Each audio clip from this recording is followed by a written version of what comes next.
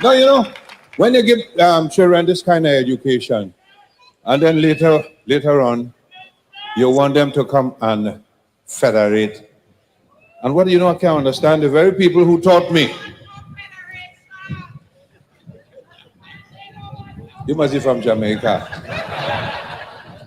The very people who taught me that if at first you don't succeed, try and try again, boy. You will succeed at last. Isn't that what I said? Well, they made one attempt at federating. It didn't work. Maybe it wasn't such a good idea, I don't know. But the fact of the matter is they made one attempt. Never tried again. Never gave a chance to see, well, if, you know, Trinidad could keep the oil and they could keep the bauxite and things. They want the oil, and Dr. William gave them a kind of fuzzy mat according to George Bush. Fuzzy mats, 1 from 10.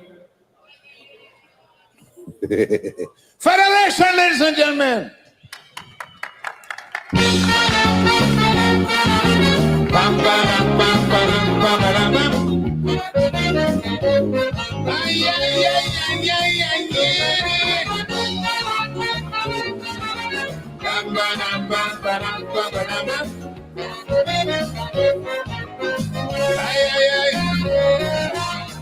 People want to know why Jamaica run from the Federation.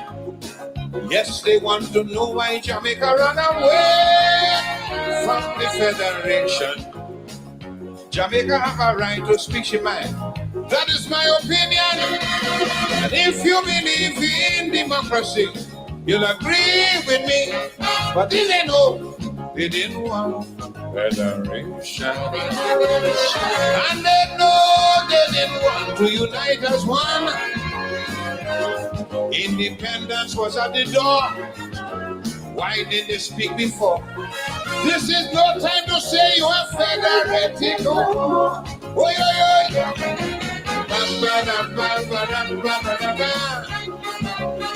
Oy, oy. Ah, yeah.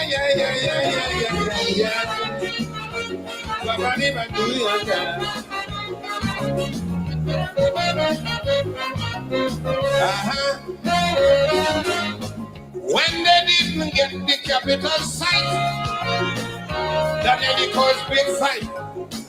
When Sir Grandly Adams took up his post, that even made things worse for them. We don't want no Bajan premier. Trinidad can be capital for them. So the grumbling went on and on to a big referendum. But they didn't know, they didn't want Federation. And they know they didn't want to unite as one.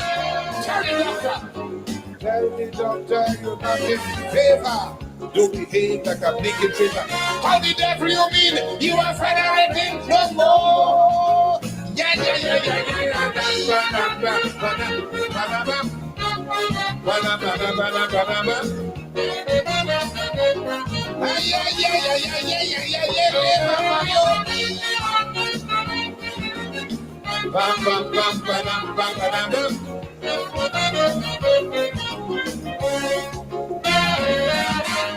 Sorry, but no federation again. I think it's a big shame. After so much effort and energy put by everybody, right now it's only a memory. We failed miserably. Some may say we shouldn't have party, but the Jamaica West started. If they know, they didn't want Federation. And they know they didn't want to unite as one. Tell the doctor. Tell the doctor you're not in favor. Don't behave like a big traitor. This is no time to say you are federated no more. Are you too?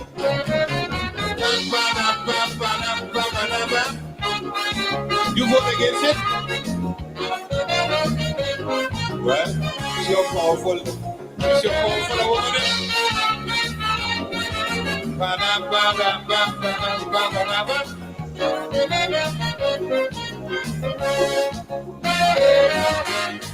Federation boiled down to simply this: dog eat dog, survival of the fittest. Everybody fighting for independence, singularly Trinidad too, for instance. Well, we get it too, so don't bother. But I find we should all be together, not separated as we are, because of Jamaica. If they know, they want federation, and they know they didn't want to unite as one. Tell the doctor. Tell the doctor you're not in favor. Don't behave like a blasted paper. This is no time to say you are federating no more. Outside man.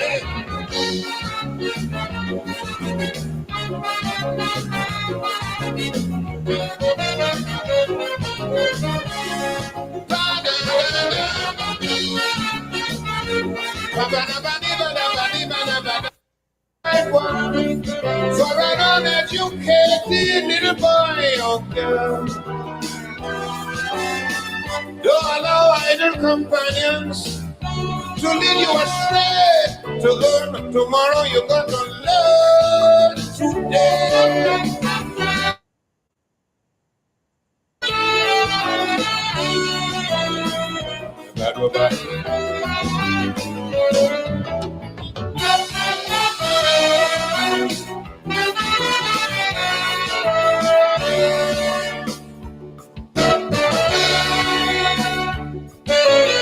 It's a treasure, yes, a treasure beyond any measure. So secure it, just secure it. Don't ever ignore it. I said to find life's battles come what may. Education will light up your way. Without it, you'll never get through. Success or failure, no, it is up to you. Children go to school, otherwise later on in life you go catch. Without an education, your whole life will become misery. You better off. For there is simply no room in this whole wide world for an uneducated little boy or girl. Don't allow idle companions to lead you astray. To learn tomorrow, you got to learn today.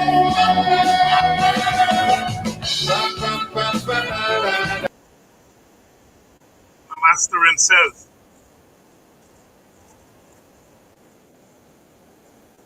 Mighty Sparrow, born in Grenada from a place called Grand Roy in Grenada. Parents migrated to Trinidad and Tobago. Trinidad. Good evening to all of you. Slinger Francisco is going to be 90 years this year. 90 years this year. He won his first crown in 1956 with Gene and Dinah.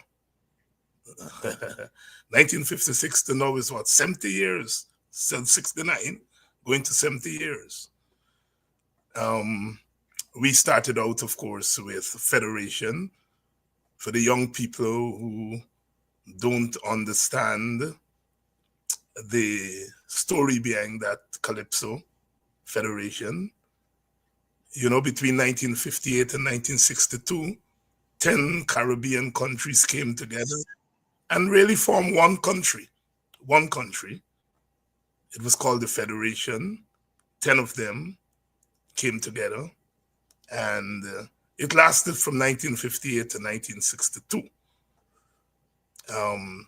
Jamaica, under the Jamaica Labour Party, led by Alexander Bustamante, decided that Jamaica, which at that time on paper was the richest Caribbean, English-speaking Caribbean country. The Jamaican dollar was so strong at that time that it was stronger than the US dollar. As we say in Guyana, believe it or leave it. And Jamaica had begun to get some real income from bauxite. Jamaica, Suriname, and Guyana had calcined bauxite, which was the highest grade of bauxite, and there was a demand for bauxite in those days. Jamaica had more than the other two countries, I think, and so they got a windfall from bauxite, in addition to tourism and banana. Jamaica diversified out of sugar from quite in the 1930s, the early 1940s. So by the time you got to the 1950s, Jamaica diversified out of sugar. And they, bauxite, banana, in those days they called banana, in Jamaica they call it the green gold. And of course, tourism. And so the economy was better than the other English-speaking country, including Trinidad, which had gotten oil by then. And so Bustamante decided that Jamaica should go it alone.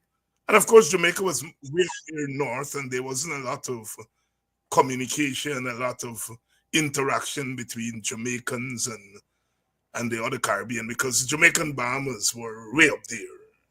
They were more in contact with Cuba, for example, Haiti, a Dominican Republic, than they were with the other countries down south. In any case, the Jamaica Labour Party decided that they were going to opt out. They called a referendum, and in 1961, the Jamaicans voted by a majority vote along partisan lines, because the PNP, led by Sir Grantley Adams, not Sir Grantley Adams, Norman Manley,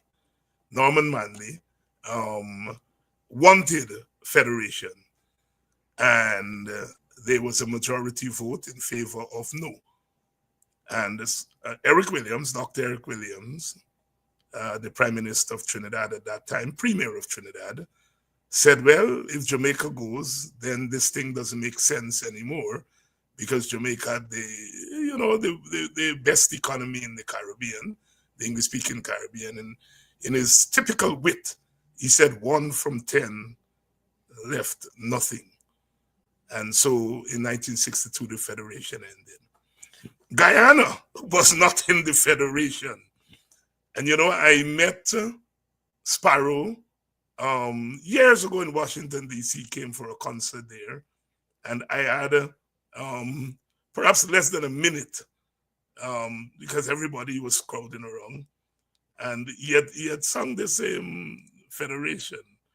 And I said to Sparrow, it's not Jamaica who started, it's Guyana really started. And he gave that out. He said, you are Guyanese, I give you all BG Bondong, because he had done a calypso on the disturbances, the racial disturbances, BG Bondong. Of course, he had the famous BG Plantain, and so he said, I give you all BG Bondong. But I made the point that if Guyana was started, because Guyana under the PPP they did not take Guyana into the federation. Dr. Jagan kept Guyana out of the federation. And the argument internally was that if Indian Guyanese went into the federation, they would become a minority. And as it were, in Guyana, they were a majority. And so Guyana was kept out of the federation. That erupted an exchange between Jagan and Guyana, who was still then Sidney King. And in many regards, Guyana, Martin Carter, Rory Westmus, they left the PPP in a second split. Because remember, Burnham left in 55. And Guyana and others would leave in 56, partly because Jagan refused to take Guyana into the federations. So Guyana was not part of the federation. We were not. And in the calypso there, Sparrow said, "Well, it's Jamaica was started," and I was telling him, "Well, it's really Guyana that started it, because Guyana, in a sense, without holding a referendum, you decided that Guyana was not going to be part of it, and that has consequences for even what we're experiencing today in terms of Caribbean integration." Welcome to all of you. Welcome to Politics 101. I understand there's a lot of traffic on StreamYard tonight. I had hell getting started. They said traffic was heavy. But you all are coming in. And of course, we have Vincent waiting patiently to talk to us tonight about what's happening at GECOM. And then once we have time, we're going to talk about the International Decade of the People of African Descent, because Vincent attended a conference in Geneva a couple of weeks ago, and there was an exchange with him and Ramsamy, Lawrence Ramsamy.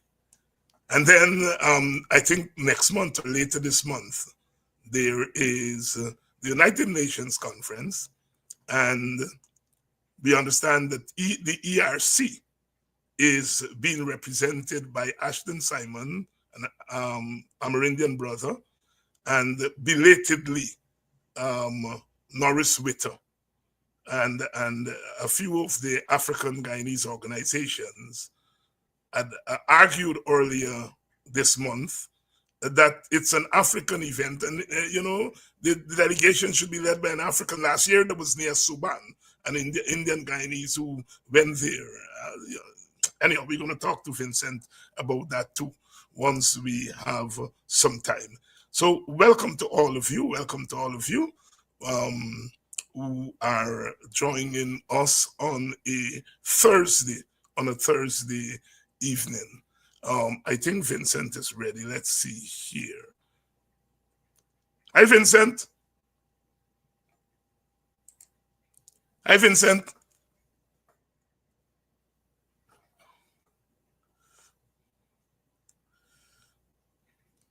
No, there's no volume there. Vincent is not hearing me. I don't know where the issue is. He was on a minute ago via his phone. Maybe you should try your phone again, Vincent. All right, I see his phone coming in. Let's try that. Hi, Vincent. Good evening, David. Good evening. I don't know why I'm not hearing. I'm seeing you, but not hearing you on the computer. Yeah, so yeah. I resorted to the phone. Okay, fair enough. Fair enough. Welcome. You had 2 letters in the newspapers in quick succession over the last week. The first letter says the headline here in the Kaitro News said GECOM's chair's refusal to convene a review of the 2020 elections places her in cahoots with the PPPC. This is not a new issue. This is an issue that you raised immediately, well, if not immediately, shortly after the declaration of the results in August of 2020. And your argument, of course, was that any organization, best practices, any organization, especially one that is as consequential as GECOM, after an exercise, would review that exercise to see where it went wrong, where it went right, pinpoint where there are difficulties so that you can improve on them. But for some reason, GECOM refused, resisted such a review. Not an investigation. You were very clear on this program and other program that you weren't calling for an investigation. You were calling for normal review. And you thought that it was best practices. Best practice. Let me ask you, because you've been on GECOM for a while, were there reviews of previous election exercises? Yes, we have had reviews of previous election exercises. So it's not something new, something new that I was calling for. It's something that has occurred in the past. Something that has occurred in the past. And what was the outcome of those reviews? Having done those reviews, what followed? Basically, what those reviews do is to look at the conduct and to see if in the manner in which the election was conducted, there is anything we need to do differently, so that the next round of elections, we do it differently in an effort to perfect our systems. That's essentially the role of the review. And of course, this time you raised the review because, look, all elections in Guyana have been controversial. There's no doubt about that, one way or the other. Some perhaps less controversial than others. But we have not had an election in which there were not questions raised, especially by those who lost the election according to the rules. But this last election was somewhat different from all the other elections we have had from 1953 to the present, in that we had a delay between March and August, almost 5 months. We had a delay before GECOM could formally announce the results. In that time, there was a recount. You know, some people say the delay in the results, but it was the recount that caused the delay. If there were not a recount, the results would have been in for a while. But that is perhaps the biggest difference between that election and previous elections. Of course, there were other issues. Some of the participants were sanctioned by the United States, etc., etc. So if ever there was need for a review, it was the 2020 election, right? I would agree with you, because they were, having done the recount, there were two things that stood out. One, that this requirement for statutory documents to be lodged had apparently not been adhered to, and that was associated with, I think, 47 ballot boxes, which the statutory documents had not been lodged. So that was one issue that one would want to find out. Why is it something that is routine had not occurred? But that was not the only circumstance. We also had a situation where during the count, the APNU AFC alleged that there was evidence that persons whose names had been struck off in certain ballot stations as having voted were not in the country at the time and or dead. And so again, here was a matter that we ought to interrogate to see how is it our system would allow persons who are not in the country to be voted for. And in fact, the allegation was more than an allegation, because after the allegation was leveled, 2 sets of documents were sent the chief immigration officer for verification that the persons were not in the country. And of the 2 sets of documents, in each instance, about 80% of the names were verified as persons who were out of the country. So here, GECOM had before it clear issues it should be looking at if it wanted to ensure that flaws in its system had not been exploited, and to plug those flaws so that in future elections, we do not have a reoccurrence.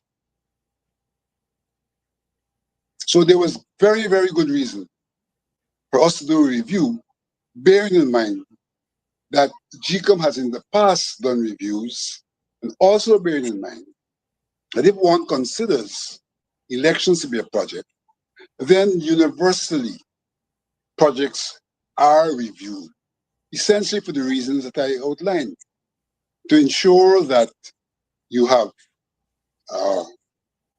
achieved what was intended in the project, and to see if you have not achieved what was intended, what are the reasons why you have not achieved what was intended, so that you can address those matters. Let me backpedal for a minute. In the past reviews, did one side or the other, meaning whether it was the government side or the opposition side or the PPP side, the PNC, laterally the PNC APNE, did any of the two sides have to fight to have that review done? No, those reviews were done routinely. Reviews were done routinely. There was no struggle for the review. It is because the review was not being done routinely that we called for it. It should have been done routinely. That's where I was going. Yes. Go ahead. So it should have been done routinely. It was not being done. And on that basis, and particularly in the circumstance of what eventuated, we called for the review. And it was turned down. Now, it was turned down, interestingly, based on matters which we thought were reviewable. The chairperson of the commission sought to contend that those matters were matters for the court and not a matter for review. So two things were happening. One, the whole issue of a review was being negated. The entire issue of a review was being negated. And two, justification was given for that this review really was about these occurrences, and that these occurrences were matters for the court. And so we find a situation where the chairman could have said probably, look, all right, we'll do a routine review, but we'll not touch matters which in her view were for the court. Let's set those aside. But what she did was she used those that she said were for the court to negate the entire review process. But may I hasten to say that we disagree with her argument, because the extent to which we were simply asking for a review that may unearth flaws in the system. We weren't trying to find culpability. We weren't trying to determine that somebody was guilty for something. And that's what the court is responsible for. If there's any problem, then the court looks to see who is at fault, who has committed an offense. We were not looking for that. We were looking for systemic faults in our system for correction. But she continues to contend that those are matters for a petition, which is where fault is found and where decisions are made that could change the results of the elections. We were not talking about changing the results. We're talking about a systemic review. What is of interest to me is the fact that when we first got the complaints from the APNU AFC, this said chairperson forwarded those complaints to the chief immigration officer. Now, why would you forward complaints to someone if you have no intention of making use of the outcome of the determination of the chief elections officer? So this clearly points to the fact that there was a change of mind somewhere along the way. That initially, she felt that this is a matter that we ought to look into, embarked on the process, and then aborted the process. In aborting the process, she also contended that the documents that we had that had been verified were not evidence, that they would only become evidence in a court case. Now, I take great objections to that. because these documents were sent to the chief immigration officer for verification. So you had an allegation, specific allegation, sent for verification, verified by the chief immigration officer. Let me go a bit further. Now, the chief immigration officer, in many regards, had a locus standi in this process. Why? The National Registration Act has regulations, which regulations specify that the chief immigration officer should periodically, in fact, provide the Commission of National Registration with a list of persons who have left the country and would not have returned. So that in a sense, when we sent those lists, we were asking the chief immigration officer to do what he should have done anyhow. Do a determination of people who are out of the country. So that once, and this is legally provided for,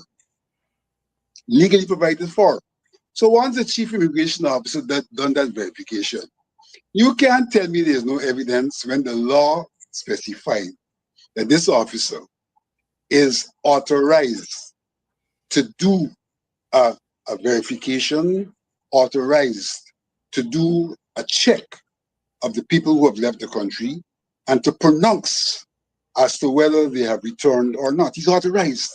But here is this formal judge saying, this is not evidence. It only becomes evidence before it goes before the court. So I find a lot of flaws in the manner in which she arrived at her position on the matter, and that there are those flaws suggest that there are reasons other than the articulation that led to those conclusions. Let me ask you a question, because you have some knowledge of the law. There are matters before the court, but there was an investigation, a presidential commission, an investigation. Weren't matters that were dealt with at that investigation before the court also? Oh, definitely. Definitely. So if we were to follow our logic, then we should not have had the presidential investigation, no? Anyway, that stands to reason. That's right. I just wanted to throw that in there. And I just wanted to get a little blink from you, because I know that you are very well versed in the law in a way that people like myself are not. But so, this recent letter, what prompted this recent letter? What prompted you to put it in the public domain again? That recent letter was, in fact, a response to Commissioner Rui. Yes. Who wrote to say that my continued call for review was useless and baseless. Was useless and baseless. And so he's trying to get to the point where this question of calling for a review and or pointing out that a call for review had not been done and was not being done should be put to rest. I think that's what he's seeking to do. He wants to withdraw from the public domain my persistence that a review was wrongfully not done, and that there is reason why a review should have been done, and that the persons who have objected to review being done may have an interest in the review not being done. So he wants to take it out of the public domain. And so he wrote that letter. And so I responded to his letter that said a number of things. It sought to bring back up all of these arguments about the Constitution and all of that, and this matter for petition. He was kind of saying the same things that she had said. Very well. But he interjected a new element. He said that, well, you can't have a review if the chief elections officer had not submitted a report. And so that was the new leg. And my response to that was this. This matter has been in the public domain for the longest while, over 2 years. Why is it takes you 2 years to come up with this argument, this new argument, that the problem is that the Chief Elections Office had not submitted the report? Because if you are of the view that the review should be done based on a report, then you are in the position to call for that report. You are in the position to call for that report. You didn't call for it, and for 2 years you didn't say it was a problem. But now 2 years after, it has become the problem. And my contention is that if we call for review, then one of the processes we may engage in having called for review is to ask for a report. Is to ask for a report so that that report becomes a part of the review. But to me, it is not compulsory that you have to have a report to have a review, because the report is compiled by officers. And if you don't have a report for whatever reason, including the fact that you no longer have a chief elections officer in place, you can call upon those officers individually to give an account for the areas of responsibility. And that is what, in fact, would be in the report. So you can call on them. So you do have the material, even in the absence of a report, you do have the material at your disposal that would allow you to do a review. For example, we know which ballot boxes did not have the required statutory documents. Now, you have someone who's responsible for that area of operation overall, and you have officers who are specifically responsible for submission of those documents. Those persons could have been called to say what went wrong. Why weren't these documents submitted? If they were submitted, to whom were they submitted? And to ask the person to whom they were submitted, then here is evidence they were submitted. What happened with them? So you can start to see where things went wrong. Where things went wrong. Well, you know, and that point is so well taken, because I have heard the Attorney General and other PPP people explain away that that problem with the 47 boxes by saying that the documents were given to Lowenfield, and that they should be in the possession of Lowenfield. I of course don't buy that, because they said Lowenfield thought the document was at Caldigin, and then he found out they weren't at Caldigin, and a kind of rigmarole story. But the point is, if they're saying that a review would have proven whether that is true or not true, because a review would have included Mr. Lowenfield giving testimony as regards these documents, whether he had them or didn't have them, whether the documents were here, there, or wherever. So your point is well taken, but since I'm on that matter, you have heard that explanation from the PPP, from the Attorney General. What do you make of it? I have heard that explanation. In addition, I have heard him on occasion say that, well, backing up that these documents were given over to Lowenfield. Now, immediately upon determining that the documents were not available, the commission instructed Lowenfield to reach out to the respective presiding officers, the person responsible for the area, and for other officers, the ROs, the DROs, etc., to come in and to give statements on the matter. What occurred, based on what was reported, that the persons were unresponsive. We did not get them coming in to give statements in the matter, and the process seemed to have been aborted thereafter. In fact, that was the real reason why the process should have been carried forward. Beyond the elections, you complete the elections, you have the results and all of that. Here are people who work with you, and those persons should have been under an obligation to report on the work that they did. And so the review would have involved, or should have involved, those persons. And I would think that the review would ask the question, if they didn't turn up, why is it that these persons would not have turned up? And that at that point in time, then other courses of action may have been contemplated.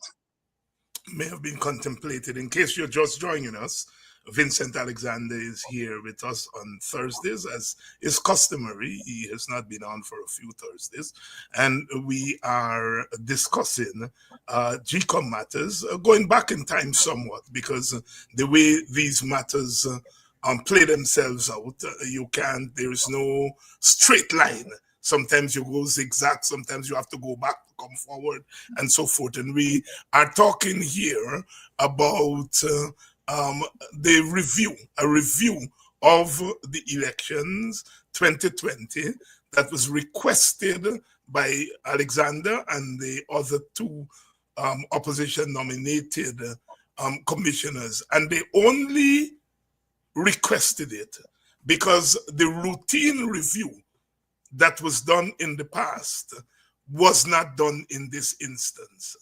And Vincent wrote a recent letter that was prompted by an attempt by Commissioner Rohi from the PPP to say that this matter is dead, let it go, and Alexander should move on. Vincent, let me ask you this general question. That there was not a review.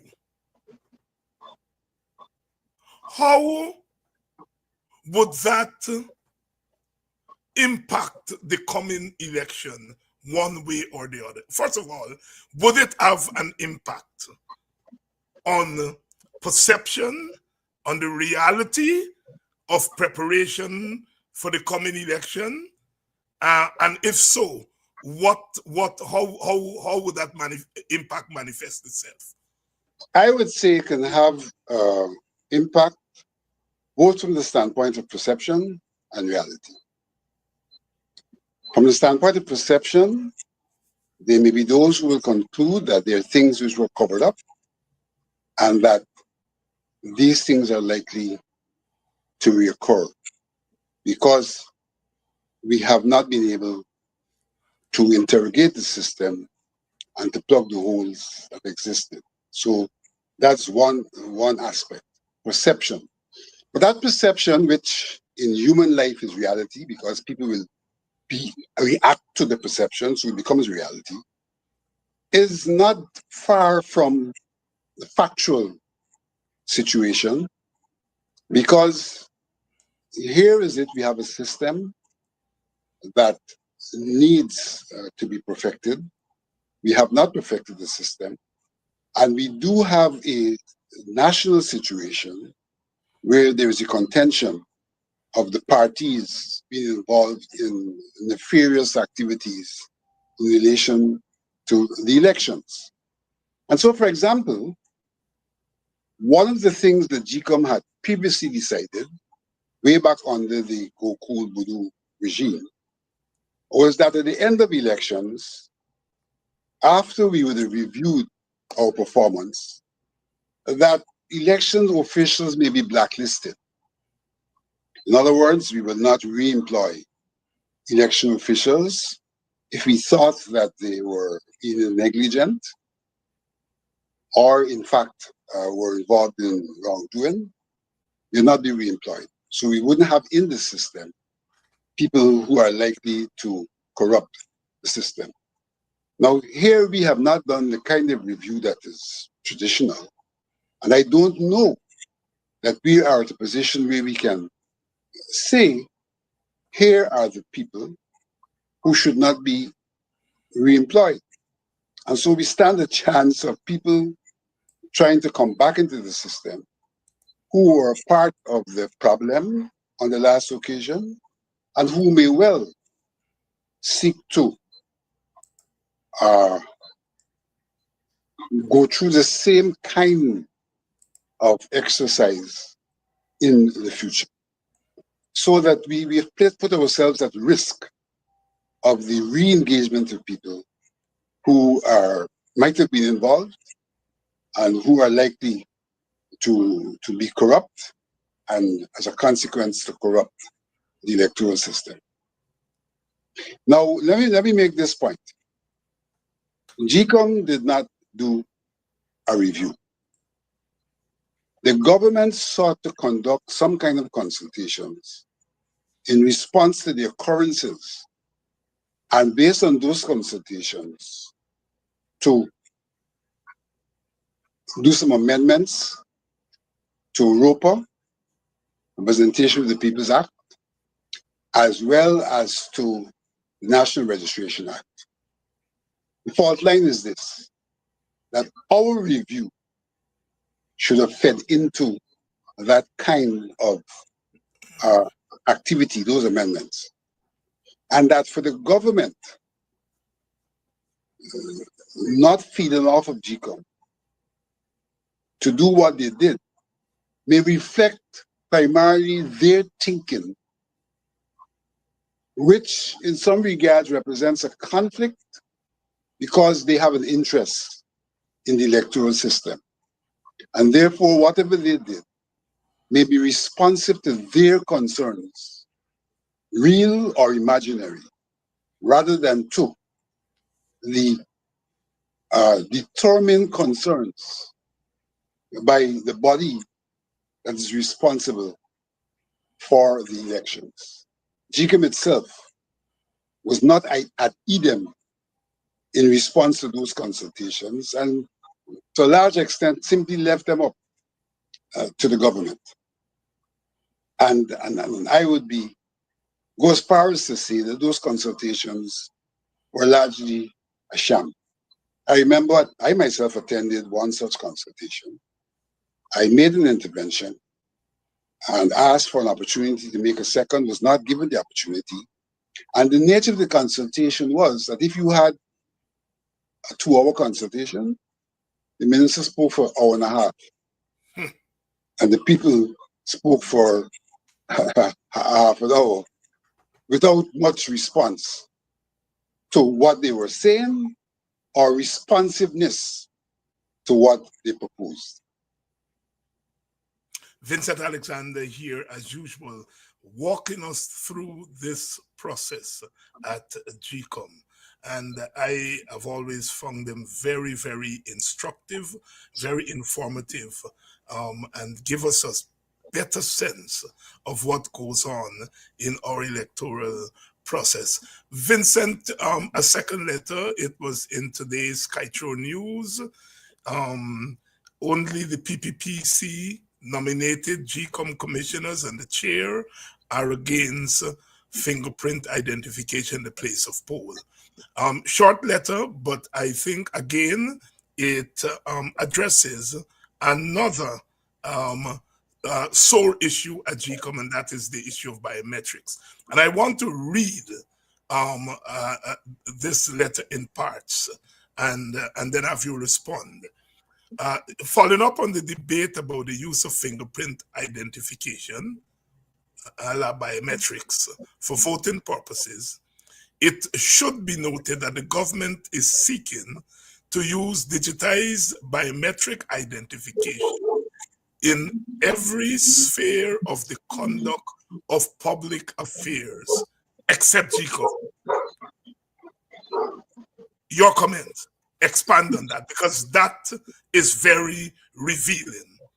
It points to an act of omission on the part of government as far as GECOM is concerned. And it would seem from your formulation that it is a deliberate act of omission. But anyhow, go ahead. I wouldn't call it an act of omission. I would call it an act of commission, not omission. We know that the vice president is pursuing this question of all-purpose ID card, and that an integral part of that exercise is the use of biometrics. Mm-hmm. And we know that a lot of the things being done in the country, reference is being made to the use of biometrics in those things which should be done. And we have the clear example at home, at GECOM, where for some time now, we have introduced the use of fingerprint identification for the purpose of workers signing in and signing out. Fingerprint identification is not something strange to GECOM. It's something we've investigated because the discussion took place in 2016, because in a subsequent iteration, the administration proposed the acquisition of hardware and software for digitizing the taking of fingerprints. We have introduced fingerprint technology at the Secretariat for the purpose of people signing in. And therefore, this is not something strange to us. It's not something new to us. And in fact, interestingly, in all of the discussions that we have had internally, the administration stays relatively silent on this issue. It is true the administration produced a feasibility some years after we called for the introduction of digital capture and digital identification. They produced a feasibility study. In that study, they did not say nay nor yea. They gave the pros and cons and left it to the commission. And it's the commission and the commissioners who have, in a sense, been making the determination. And we have had a situation where the commissioners who deem themselves to be representatives of the government have come down against the introduction of digital fingerprint and against the introduction of digital identification at the place of poll. And it's in that regard that I once again raise the issue that here are people who are objecting to something which in fact they have embraced as a government, and which has been specifically embraced by GECOM in its operations. Now, some jokey person in response to what I wrote says, well, you know, this question of digital fingerprints identification is far more sophisticated than using fingerprints for identification at the place of work. It's balgadash. Balgadash. You know, in GECOM, we have 3 places where one can, in fact, go to register one's attendance. And those 3 places are attached to one database. Mm-hmm. So we have developed actually the technology to do this thing not only digitally, but in a sense virtually. In a sense virtually. So a worker can come to High Street, place his finger on the machine, and it's registered in a central database that the worker is present. And in fact, that became problematic. Why it became problematic? Because a worker may be working in 4th Street and he doesn't reach 4th Street in time. He stops at High Street and signs in and then walks over belatedly to 4th Street. So we have a significant experience in the use of fingerprints. Suffice to say that when we talk about the identification at the place of poll, we will not be doing it virtually necessarily. We can have standalone machines that have the relevant database for the relevant polling station, or all of the database for the nation. We can have those machines would normally carry their own power pack, so we don't need to depend on GPL. We don't need to depend on internet access because these are standalone machines. So that, it's unbelievable that people will tell you the balderdash that you're being told. For example, on the question, the last time I raised the question of digitizing the fingerprints, the chairman came up with this question of we need some export. We didn't need an export when 2 to 3 years ago the secretariat says let's buy this and let's do this. We didn't need an export. They were confident that they could do what they were embarking on. The fact of the matter is that we do take fingerprints. The fact of the matter is that we do digitize those fingerprints. The problem is that those digitized fingerprints are taken off of a manual print, and that in the transmission of prints, there could be problems. But more than that, manual fingerprints could be faulty. And therefore, we're saying, let us do digital fingerprints at source. There's no magic in doing that. It's a very simple exercise of simply taking the fingerprints in a manner in which we took those for the workers and put them into our database, so that we don't have to digitize manual prints when we're sending our digitized prints for cross-matching, which we do. We do digitize prints, and we do send them for cross-matching. All we're saying is, in the process of digitizing your prints, do not start off manual, start off digital. It ain't no big thing. And all this crap that we are being told that you need some export to come, specifically in this instance, to tell us how to digitize. This hasn't got to do now with the identification of the place of pool. I reduced my demand. I said, look, all right, if you say we can't do this thing in time for elections, let us start the process by digitizing with immediate effect. And the response was, we can't do that. It's going to distract us from elections, and more particularly, that there is a need for some export to come to do this, when in fact, the GECOM people and the man who is now DCU, when he was the IT manager, proposed to be involved in this exercise without any reference to a export. And it's only because the money was not voted that years ago we had not embarked on the digital capture of fingerprints. Something Vincent as a myth. Alexander. Yes, Vincent. I'm asking you this question, and I don't think I have to tell you that I want your answer not from a partisan standpoint, because you are, I think, someone who is able to separate your various roles. After all that you have told us here tonight, from the standpoint of a GECOM commissioner who's interested in the most transparent election that can be had in a difficult country like Guyana, what are we? What are we, the lay persons, the public at large, what are we to conclude from all this sand dancing, the Trinidad says simi dimi, and so on? What are we to conclude?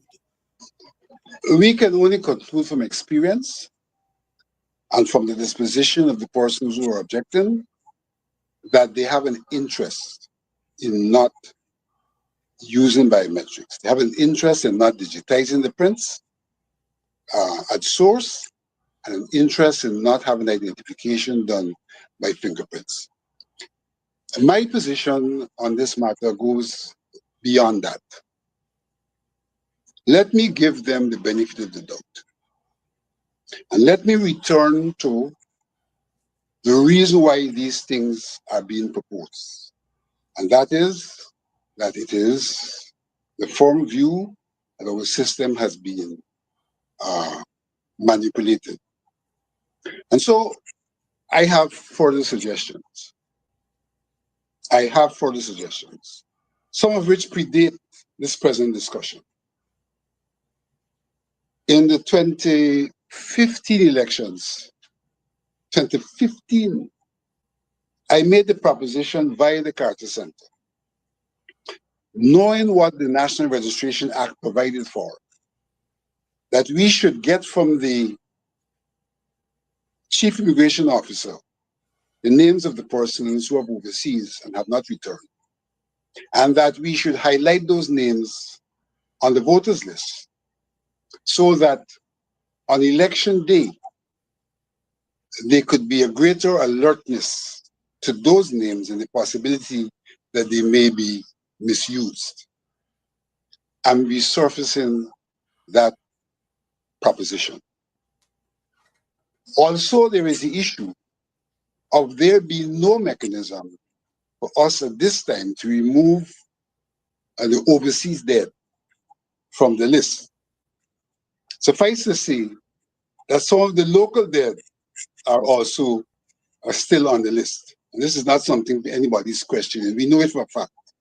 We have the examples. We know when Arthur Chung remained in the list.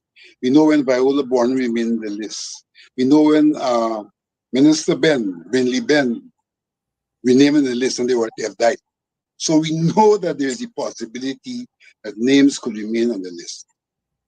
And we know for a fact that it's not a possibility, it is a fact that the overseas dead, the names remain in the list because we have no measure or mechanism to take them off. And therefore, my other proposition is that we should find a way to deal with the overseas dead. Their names are, though difficult to discernible, and we should discern them and make sure those names are not retained on the list. Now, give them the benefit of the doubt in relation to the biometric argument. Here are other measures. And if they don't accept, one, that they're overseas dead in the list, and don't accept that we need to deal with that, then it can only be concluded that they have an inherent interest in those names being on the list, and they may be circumstantially very guilty of any occurrence where those names are used, as is alleged for the 2020 elections, that those such names were in fact used. Were in fact used. Vincent Alexander here tonight. Tonight is, of course, Thursday night, and it's the night when we deal with all things GECOM. As usual, Vincent has presented us with a ton of information, making the linkages between and among the various factors that go into this whole process of our electoral system. Vincent, I did say at the beginning of the program that if we have time left, we were going to deal with the issues of epidemiology, but I think I'll leave that for next week, Tuesday, if you are available, that we can come back and we deal with that separately, because I felt like I wanted the audience to digest what you gave us here tonight by itself. And so next week we'll deal, next week Tuesday if you're available, whatever day you're available next week, you come back and we deal with it part G. But before you go, tell us what has happened over the last couple of weeks. I know you all were due to meet with the PPP. We understand that preparations are on the go for the upcoming elections. Give us an update on what's been happening for the last couple of weeks. All right, the meeting with the PPP was aborted, so that meeting has not occurred. The Ghana Trade Union Council requested a meeting. Some commissioners objected to the council having such a meeting. Their contention was that GTUC is an antagonist, and GECOM should not entertain meetings with antagonists. and that they could well imagine what will be in the press after such a meeting. So that meeting did not occur. However, the chairperson ruled that in the circumstance, herself and the CEO would meet with the GTUC. That meeting has occurred. There's a report, which I have not yet read, so that ridiculously, GECOM has refused to meet with a major stakeholder in this country. But as a stopgap, the chairperson and the CEO met with the stakeholders, and I think more is going to be said about this in the future when the report is revealed. There was also a request from the GP, the Public Service Union, yes, to meet with us, and they met with us, and their meeting had a lot to do with an agreement they have with the government, in which they're seeking to determine that what was agreed to with the government has been applied across the board, including applied to GECOM. I think it's unfortunate that GECOM itself was not at EDEM, and therefore when we met with the GPUC, different commissioners took different positions. And there were those who were contending that really GECOM is a constitutional body and doesn't fall within the public service or the public sector, and therefore GPSU has no locus standi. And there are those of us who contend that GECOM, notwithstanding being a constitutional body, falls within the public sector, and therefore GPSU has locus standi.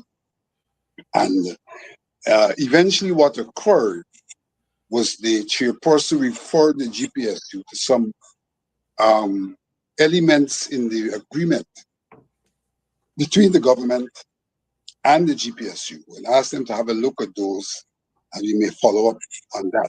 So in a sense, she didn't lend her voice in the debate about the standing and start to separate some issue out for further consideration.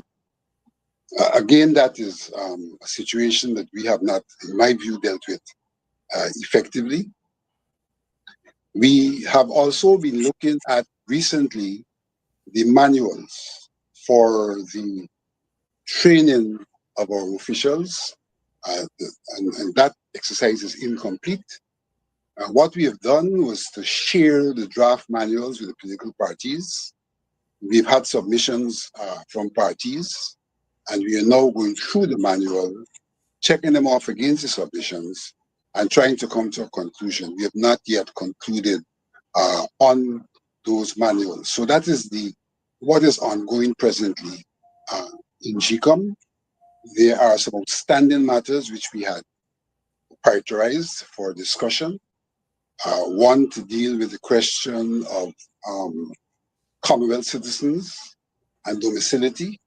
That one is still to be concluded.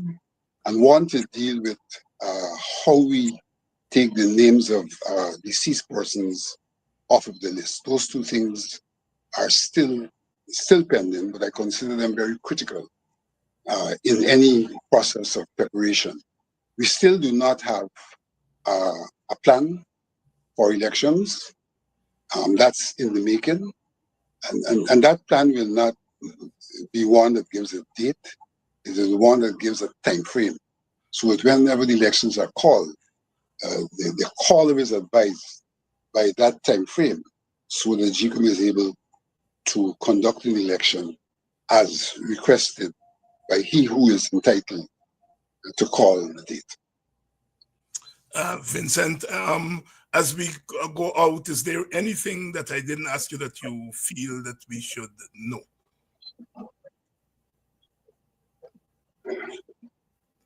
No? Yes, go ahead. Not really. The things that the electorate should know has been told to them, and the things that are worth repeating, many of which in some regards have been repeated. But I think what I would emphasize is that the systems in GECOM my humble opinion, have been corrupted.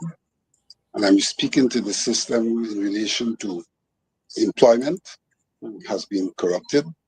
And the system in relation to decision making has also been corrupted. And therefore, we do have a problem with the commission, which, in my humble opinion, as it is presently, is not fit for purpose.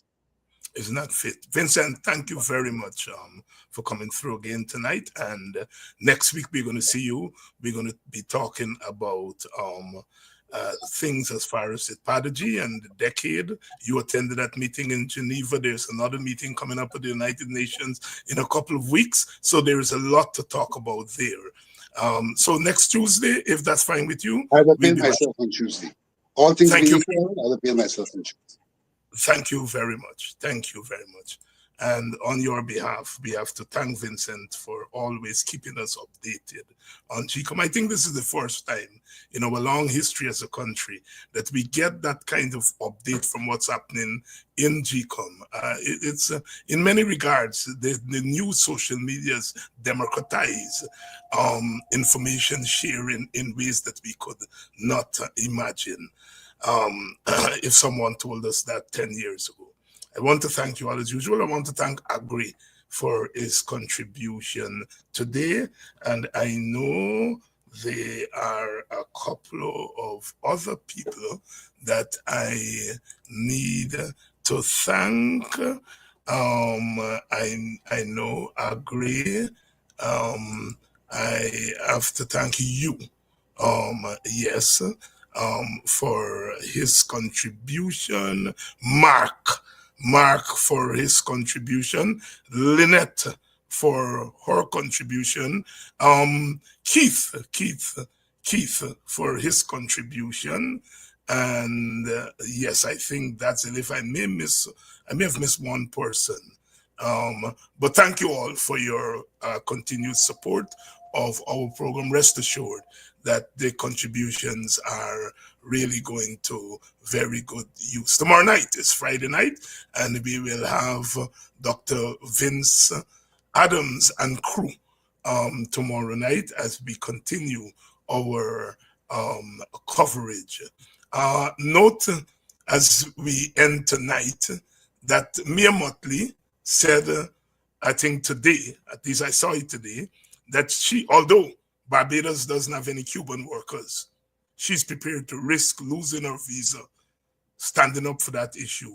When the question was asked of Jack Dio today, what he thought of Mia Motley's position, he said the PPP doesn't do diplomacy in public.